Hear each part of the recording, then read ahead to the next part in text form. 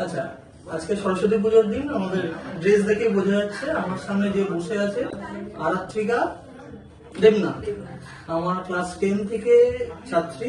9-এও এসেছিল, 9-এ আমি ভর্তি নিতে পারিনি। সেই আফসোসটাও কিন্তু প্রতি বছরই আমাদের 2-3 বার করে মনে করিয়ে দেয়, তুমি আমার নেওনি ভর্তি।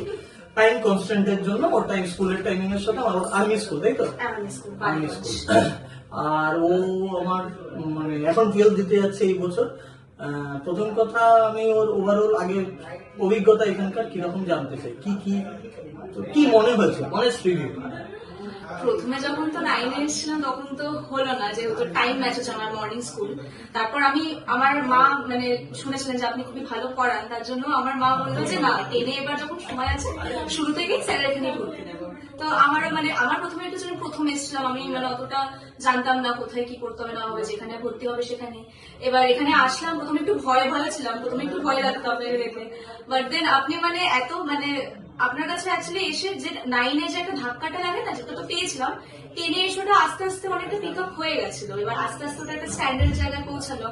আর আপনি যেভাবে পড়ান, মানে পড়াশোনার সাথে সাথে যে কনভারসেশন, ওটাও মানে এতটাই মানে ফ্রেন্ডলি ভাবে পড়ান যে মানে বাচ্চার যে মানে আসবে পড়তে, তা পড়তেও ভালো লাগবে এসে। Thank you for your kind word.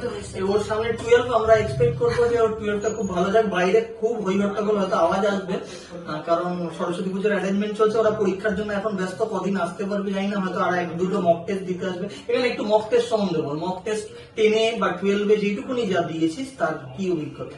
এখানের মক টেস্ট খুবই মানে হেল্পফুল হয়, বিকজ স্যার যিনি আছেন উনি নিজে কোয়েশ্চেন বানান।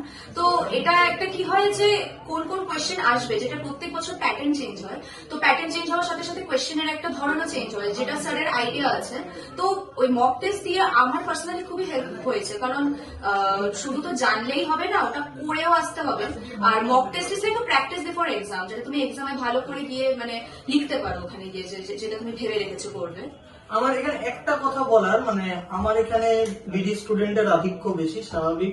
স্কুলের নাম নিলাম, অনেকেরই ধারণা যে মানে একটা স্কুলের সাথে আরেকটা স্কুল পড়লে তাদের মানে যেখানে স্টুডেন্ট বেশি, ধরুন একটা বিডির যদি বেশি থাকে, অন্য স্কুল পড়লে তাদের মানে ইম্পর্টেন্স দেওয়া হয় না বা তাদের সিলেবাস ফলো করা হয় না। এখানে আমি ওর অভিজ্ঞতা তো জানছি। আমার মানে তুই বল তোর কি অভিজ্ঞতা, তোকে কি কোন রকম তোর সিলেবাস কভার হয়নি বা হয়নি এরকম কিছু ছিল? তুই তো 10 তো কমপ্লিট করেছিস। কখনোই এরকম কোনো কিছু হয়নি। আর এটা মানে যারা বলে হয়তো তাদের এটা বোঝার ভুল, এটা এমনই কোনো ব্যাপার না।